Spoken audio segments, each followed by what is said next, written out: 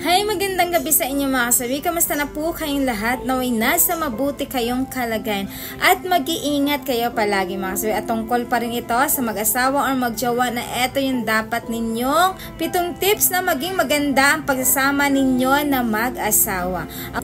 Ang una nating tips mga kasawi ay makinig na lang at huwag masyadong madada. Lagi niyong tatandaan kapag once na ang isang lalaki ay nagsisermon, ito para sa inyo. Alam niyo ba, makinig ka na lang sa sasabihin nila. Huwag ka nang maging madaldal, huwag mo nang sasagutin pa para ito ay hindi na humaba. Kasi ito yung realidad na gagawin niyo mga kasawi. Alam niyo ba yung asawa ninyo, tatahimik na yan kapag kayo ay hindi na kayo sumasagot sa kanya, hindi na kayo dada ng dada sa kanya, hayaan nyo na lang. Lalambot din yan ang ending, lalambingin kayo kapag ito ay nawala na sa kanyang galit mga kasawi. Ayan yung ating una na tips. Ang pangalawa mga kasawi ay magtatanong kung ano ang iniisip mo lagi para sa kanya. Alam nyo ba mga kasawi, minsan kasi may thinking tayo, lalo kapag ka nag-aaway ang mag-asawa, lagi yung tatandaan, nag-iisip tayo para sana siguro may lalaki ito, siguro may babae ito. Minsan tanungin nyo sa asawa ninyo kung bakit, Han, bakit ka ba, iba na yung pakiramdam ko sa'yo? May dinaramdam ka ba or may iniisip ka ba? Sino ba yung mga iniisip mo or may problema ka ba? Napaka-importante sa mag-asawa na tinatanong mo sa kanya kung ano yung mga nasa sa isip mo laban sa kanya. Kasi para naman masagot niya kung ano yung mga katanungan mo sa kautakan mo.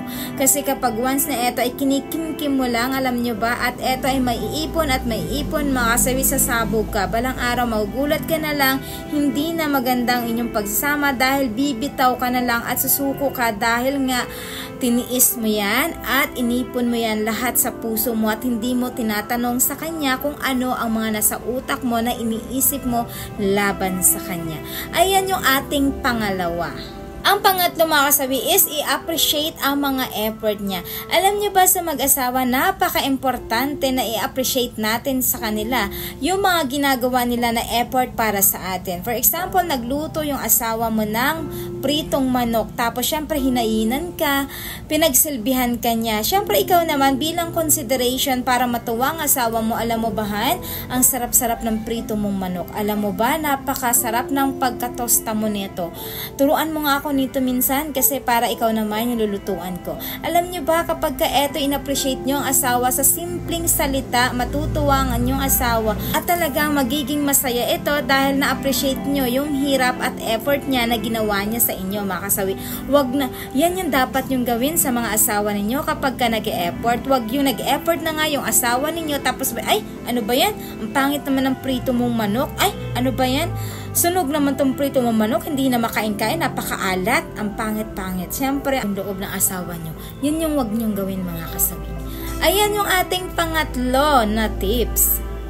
Ang pang-apat mga kasiwa ay i-date mo siya. Alam nyo ba, napakaswerte ang mga lalaki or babae na nakakaranas na ang babae mismo magsasabi, Han, mag-date tayo kasi gusto ko, bagong sahod naman ako, ititreat kita.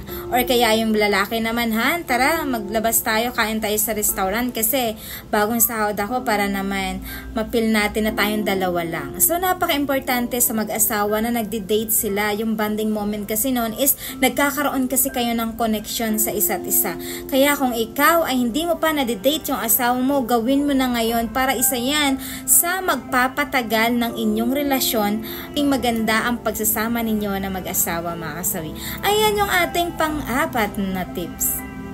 Mga kasawi, ito yung pinaka-importante para sa atin, sabihan mo ng I love you.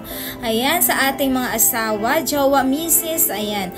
Lagi yung tatandaan kapag ka umaalis yung ating jowa or umaalis yung ating mga asawa, lagi yung babauna ng salitang I love you, mahal, o kaya mahal, mahal na mahal kita.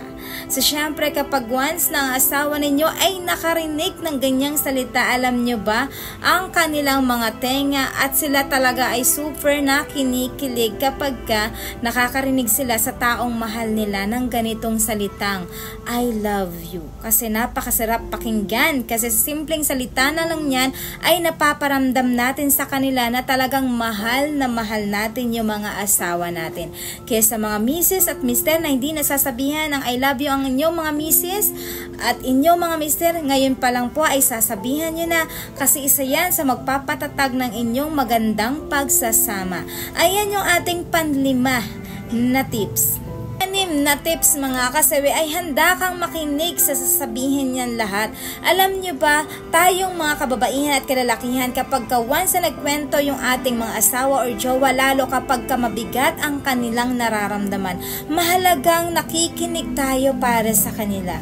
Nagkakaroon kasi tayo ng connection para sa kanila, kasi syempre ang lalaki kapag mabigat ang kanilang nararamdaman, sasabihin niyan sa ating mga misis. Kaya tayong mga misis, pakinggan natin sila sa kanilang mga hinanaing. Tapos kapag tapos na sila na magkwento, syempre doon ka na mag-advise kung ano yung mga gagawin mo, kung ano yung gagawin niya, ganito ganyan, para naman masabi ng lalaki na interesado ka sa mga kinikwento niya. Ganon din naman si Mrs. kay Mr. So palitan lang yun mga kasawi.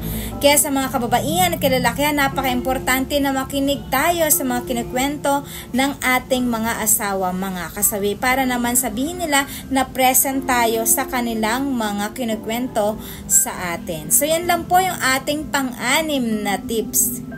Itong tips mga kasawi ay pag-usapan ang tampuhan kaagad. Alam nyo ba sa mag-asawa, kapag kayo ay may tampuhan, wag na wag kayong matutulog kapag kayo ay meron pang sama ng loob sa inyong mga jowa o asawa, kasi isa yan sa mga papaganda ng inyong relasyon. Dahil syempre, sino ba ang mga kalalakihan, kababaihan, kapag kayo ay nagbabate sa inyong tampuhan, napakasarap kayo ng pakiramdam. Syempre, andun na ulit yung pagkalabing-labing nyo, maglalambing kayo sa isa't isa. Pero kapag once kasi na ito ay napapahaba ninyo mga kasawi at dami nyong sinabihan na alam mo si ganito ganyan, naiinis na ako, chinismis nyo na yung asawa ninyo sa iba't ibang tao, tapos kapag once na nagbati kayo, ang ending, ikaw din yung mapapahiya, ay sinabi ni ano ganito ganyan yung asawa niya, bakit naman binalikan niya, bakit naman binati na kaagad niya, diba? So ang ending nito ay ikaw lang rin yung mapapasama. Kapag once na nalaman pa ito ng asawa mo, nako po, magagalit ang inyong mga Mr. or Mrs. kapag na chismis nyo ang inyong away sa ibang tao. Ayan lang yung ating pampito na tips mga kasawi. At syempre, hindi mawawala yung aking advice sa topic na ito mga kasawi. Lagi niyong tatandaan, sa mag-asawa, eto yung dahilan na ito. Ito yung 7 na to na binigay ko kanina, isa yan sa mga magpapaganda ng pagsasama ng mag-asawa. Alam nyo ba, napakaswerte na mag-asawa kapag ka ito yung ginawa, kasi sabi ko nga sa inyo, talagang tatagal ang inyong relasyon kapag parehas kayo nagkakaintindihan, parehas kayo nagbibigayan, parehas kayo na may trust sa isa't isa, at higit sa lahat, ang pinaka-importante ay loyal kayo sa isa't isa. At makontento kayo sa isa't isa para naman maging mahaba ang inyong pagsasama mga kasawi. Kasi napaka-importante sa mag-asawa ang nagkakaroon tayo ng pagkontento sa sarili natin, para naman hindi na natin hanapin sa ibang tao yung mga hindi nabibigay sa atin ng mga asawa natin. Yan lamang po mga kasawi. Maraming salamat sa patuloy na pagsuporta ninyo sa akin. Sa walang sawang pag-share, pag-comment. Sa mga hindi pa po nakapag-subscribe mga kasawi, pwede na kayo mag-subscribe. Pwede na rin kayo mag-follow para updated kayo sa topic ko araw-araw. Magandang gabi mga kasawi.